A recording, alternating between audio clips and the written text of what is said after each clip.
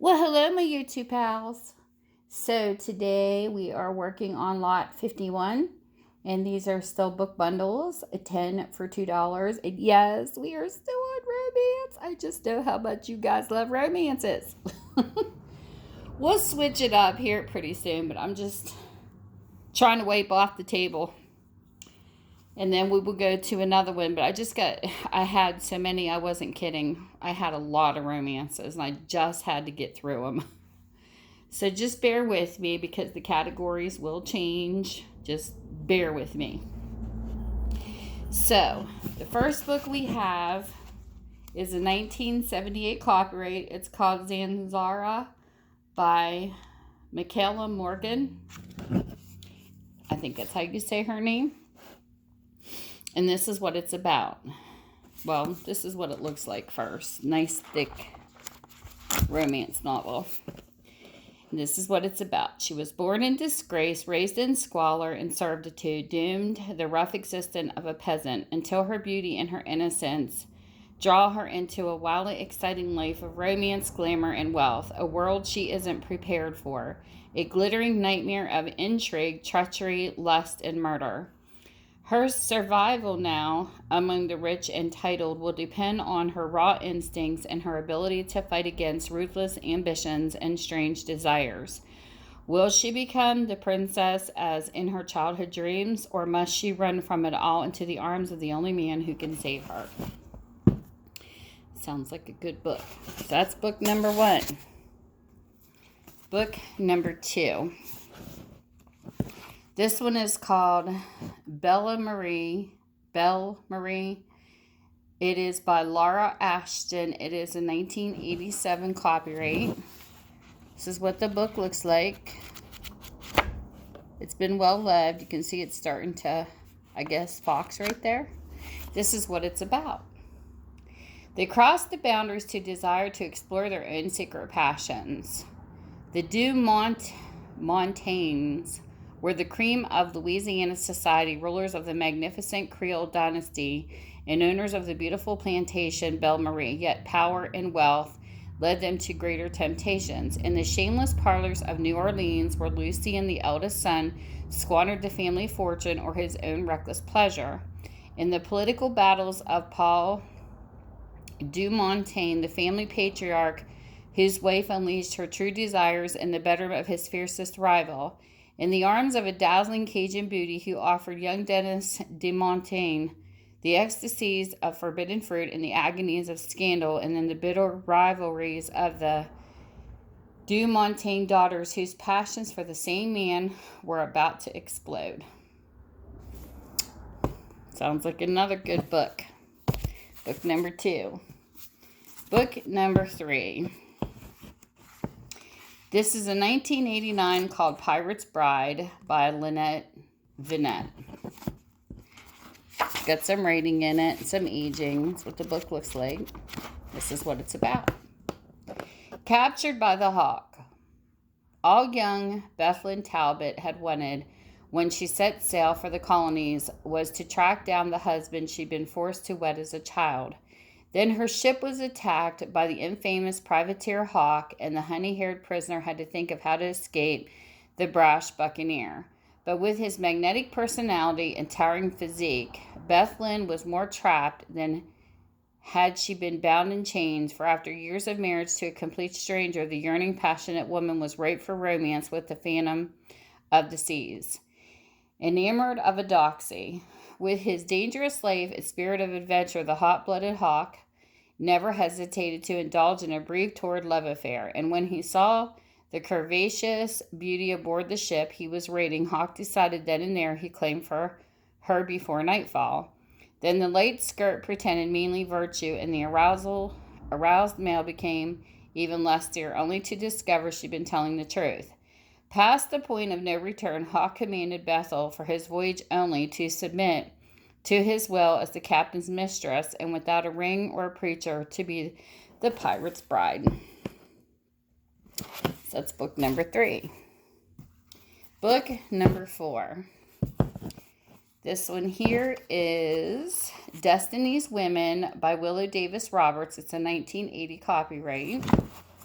This is what the book looks like. You can tell this one was well loved.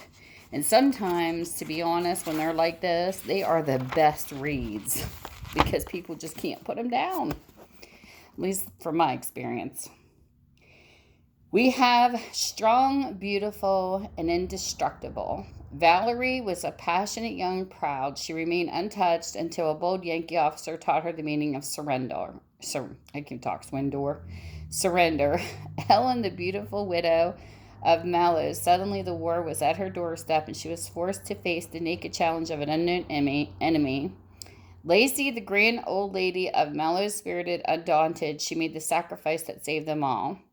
In the magnificent tradition of Gone with the Wind, a towering tale of elegant Old South in its last moments, a novel brimming with unforgettable characters from a memorable bygone era and the beginning of a tempestuous new one. Sounds like a good one. I think this whole pile is good. Okay, so then we have number 5. This one here is called The Exhibitionist.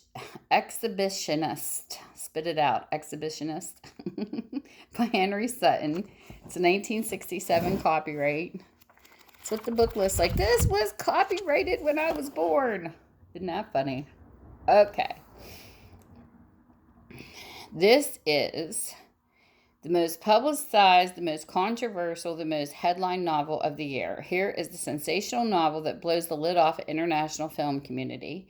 The secret lives of its rich, talented, and beautiful people, and the meteoric rise of a young actress who cooperated fully in the corruption of her own innocence. So that's that one. That sounds like the headlines of today. So that is book number 5. Then we go to book number 6.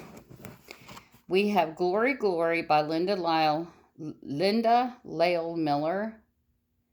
This is a 1990 copyright. Hopefully I said your name right. I think authors need to be recognized. What the book looks like, this is what it's about. They take us to another world. Who cannot appreciate a book? For the love of the man she left, for the love of her child, she came back. Glory was 18 and pregnant with Jesse's child. She couldn't tell him about the threats that leaving was the only way she could protect those she loved. Now, 10 years later, Glory has come back to confront the man she loved, to claim back the daughter she'd been forced to give up. But the past still stands between them, and Glory knows that revealing the truth may be more devastating than continuing to live a lie. It's a risk she has to take.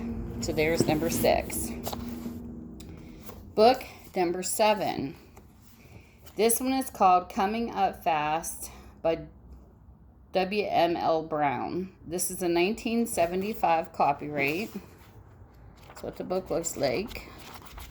This is what it's about. A canner exceedingly canny. That's Wade Inglet. He's a bright young man who knows the canning business so well, he's hired to overhaul a giant cannery and make it pay again on his own terms. Can this rising young executive make it to the top using charm, cheek, and a way with the chicks? Watch him climb out, bluffing people in power and picking up clout along the way, ferreting out petty thieves and pocketing a profit, winning over women, using them in business and in bed. He's on his way, coming up fast. Interesting. Okay, book number 8. His Fierce Angel by Patt Parrish. This is a 1982 copyright. It's got a little writing in it. What the book looks like. This is what the synopsis is. Angel on horseback. That sounds like my kind of book. Love my horses. Out of nowhere, Senna Gerald galloped to the rescue of a handsome, deeply tanned stranger thrown clear of his wrecked sports car. But before he'd allowed her to get into the hospital, he called her Angel and coolly barred her name. Jason Gerald's anonymity was safe with her, but within days, Senna was notorious. Her picture in the papers, her name linked to Jason Stone, tennis superstar whose conquests weren't limited to the court. His armor's victories spanned the globe. Senna was a small-town girl, but she had a reputation and secrets of her own to protect. Jason's kisses seared her, Yet Sienna knew she had to renew her vow, never to let any man play games with her heart. That sounds like a good book. Then we have number 9. This is a 1984 called Fortunes by Barney Leason. Lots of writing in the front of it, but the story's there. What the book looks like, this is what it's about. The best-selling author of Rodeo Drive with 3 New York Times blockbusters opens wide the bedrooms and boardrooms of the ruthless business barons who thrive on cutthroat power plays and secret exotic sex. These are the men and women who swallow companies overnight, no crush corporations with a phone call, who can shoot a brilliant beauty to the heights of the corporate power. She loves silky furs, dazzling jewels, men who can make her America's most famous chief executive officer, along with her elegant body, ferocious, ambitious, and first-class mind. She has one sensuous edge. From New York to Zurich, from Monte Carlo to Vatican, she uses her shameless gift to win the ultimate aphrodisiac. All the men, all the power that money can buy. There you go. And then we have number 10. Love the cover of this. Last but not least, this is Child of Awe by Kathryn Lynn Davis, and this is a 1990 copyright. That's what the book looks like. Definitely aged. Wait a minute. Some writing. You can see the aging on just the edges of the pages, but the story's all in there. This is what it's about.